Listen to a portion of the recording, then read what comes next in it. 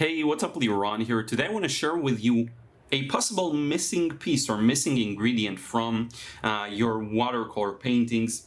I'm gonna keep it for now a secret, but let me show you. So one way, and the reason I'm showing you this, by the way, is because I'm working on this beautiful cactus painting. So I'm working on this large scene. This is still work in progress. There's actually quite a lot to be done here. But in this process, I had to get a lot of nuanced transitions from light to dark, from one color to another. And this missing ingredient or missing piece may be the reason why you're running into challenges when trying to capture these smooth and nuanced transitions. So I have a few small sketches here, probably barely visible. It's actually not that important. You don't have to see them really well, but I want to show you a way to move from, I'll show you probably the reference to, from one color to another, one nuance to another. So I'm just going to put in some water here on my brush, and I am seeing quite a bluish green over here to the left. So what I'm going to do, and it's quite light, right? So what I'm going to do is almost start with just clean water there on my brush. And as I move around the shape that you will soon see a little better, once I feel it gets a little darker, I'm going to start adding a bit more paint. So French ultramarine, phthalo blue, and some Hansa yellow medium. And I'm going to transition into that color. Okay, so you get something like this. Now, here I recognize a bit of a nuance, right? A bit more towards the yellow, let's say. It's not really that yellow there. Let's say I see it. Okay, so I'm gonna transition a bit into a yellow. And I'm, no stress. I've got time. I'm not too worried about painting fast here. Now, let's say that I have a smooth transition from really light to color here. So look at what I'm gonna do. I'm gonna come back with clean water. I'm gonna place this clean water, relatively clean, everything is relative. And then I'm gonna pop back into my greens and continue with those. Okay, and I can come back and sweep off all the leftovers that I had here. I can even come back with a damp brush, a different one this time, and kind of touch that edge here with some clean water to smoothen it out. Okay, so that would be, I thought Ruth was going to visit, so that would be a way to do this. Now, let me show you another example where we're gonna paint two of these leaves that are one next to the other. Now here we are gonna start a little stronger, so mostly yellow though. I want you to pay close attention to what I'm doing, and I'll ask you now, can you figure out what the missing ingredient is? You see my palette, you see my, the way I handle with the brush. And look at what's going to happen here. So I'm going to start with a relatively clean yellow. Okay, this is actually the same branch, but it doesn't matter because every time I see a different nuance there. And here where I feel like it goes lighter, look at what I'm doing. I'm coming back with clean water. Okay, just a clean water, with a bit of debris from the courtesy of my palette. And then look here, it goes a little green again, so I'm just gonna go back, dip into my green on the palette, and connect. Now, because these two shapes are connected, I am fully free to just continue. So I see a bit of yellow here, let's feed it a bit of yellow. Now I see it goes light, so I'm gonna feed it water. And here it goes a little more green, so I'll probably go back to some of the bluish mixture. And that way you have pretty much the way I painted this painting so far. This is exactly what I did to paint this in multiple layers, okay?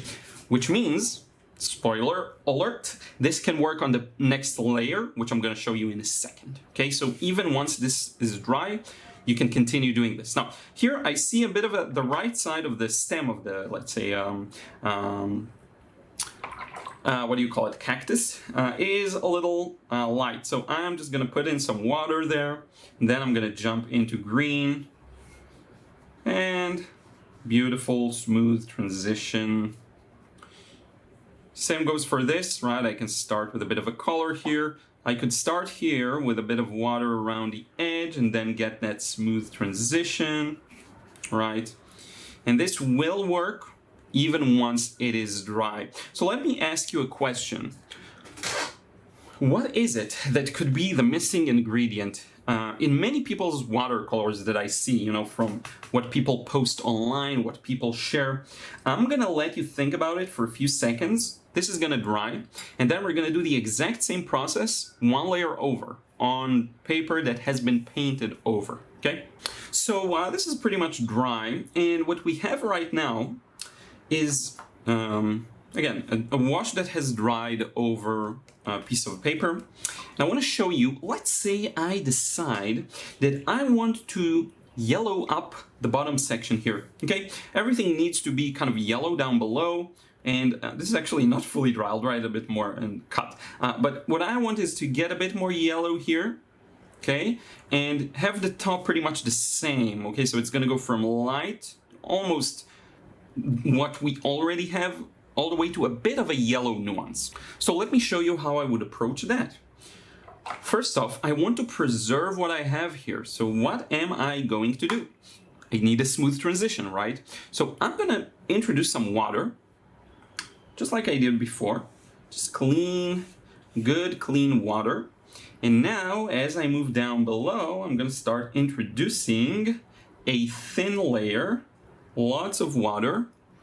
Here you can see a bit of it, into the lower, let's say, half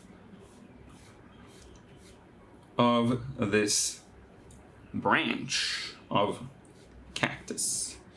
So something like this, let's say. And look at how this actually works as a glaze over an existing layer. What we essentially got was an added nuance of yellow over an existing wash that we can do a lot with. You know, you can push it more, you can change it, you can do whatever you want with it. But we've managed to change what was there after it dried by adding another glaze, and we've done that in a way that maintains the flow. Okay, now one more thing that could really benefit this kind of a scene is a background. So I'm just gonna throw in a very simplistic, kind of a cool background. Do I want to let this dry? Let's let this dry for a few seconds. So now I have quite a bit of paint here. Just mixed my neutral tint with a bit of phthalo and ultramarine. And I can just add a very light background just to give this some pop. Not too much. The background may end up being something I would also paint in multiple glazes to maintain the flow, because remember, it's easier to get the flow when it's a wetter wash, which is why I'm keeping things light, you see, but I'm working multiple glazes. Now let me go back to the beginning of this video. What could be that missing ingredient that a lot of people out there kind of forget about when they paint with watercolor? And remember, this is watercolor we're using. So I'm gonna enough with the jokes. It's water. A lot of you and a lot of people I see online, you're missing water. You're missing water. Water is the blood flow of watercolor. It's the thing that allows you to have more control, funny enough. Even though water is the element that is also rogue and kind of messy and is sometimes a challenge to control, it is also the thing that allows you to do everything that you're seeing here.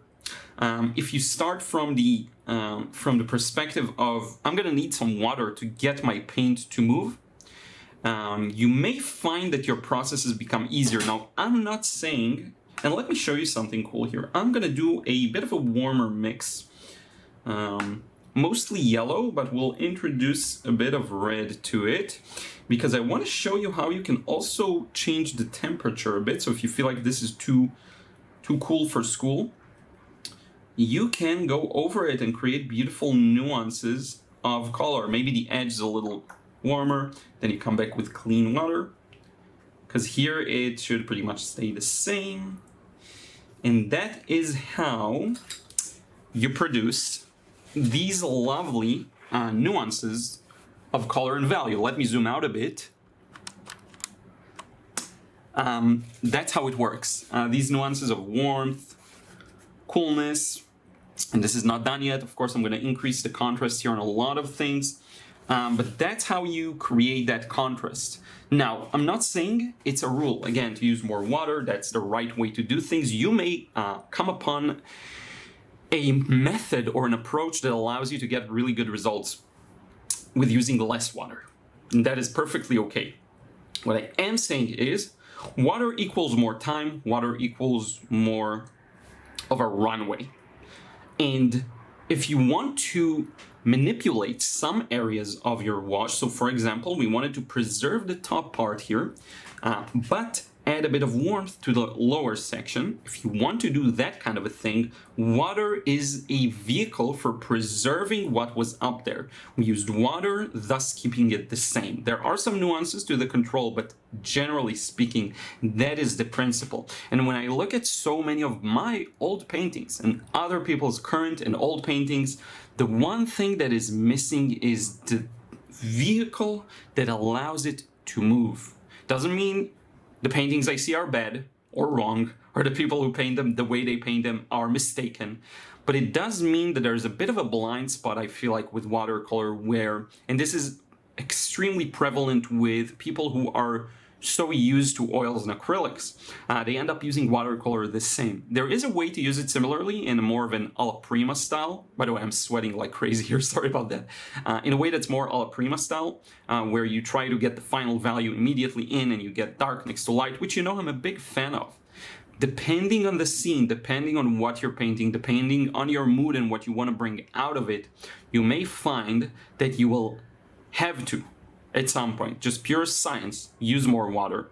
And that's the possible blind spot I'd like for you to explore. I hope this makes sense. I hope this was enjoyable. Let me bring back the work in progress right here.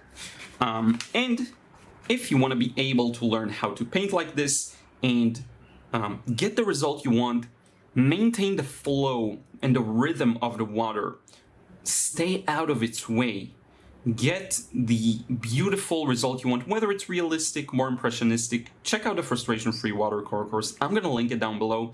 If you're fascinated with more meticulous, slow, multiple glaze style processes, check out the Watercolor Realism course. Everything is going to be linked down below. You may need to just add a bit more water and you'll be golden. So just my 2 cents. I do want to take this opportunity to thank everyone who supports me over on Patreon. If you want to get credits at the end of my videos with your name on the screen, I would appreciate if you go there, you support. $1 goes a long way. 1, 2, 3, 4, 5, however you want. I really do appreciate it. I did post an exclusive process there, which I don't often do, but once in a while I feel like dropping one there. So if you want access to that and future ones, be sure to check it out. We'll talk to you again real soon. Until next time, take care.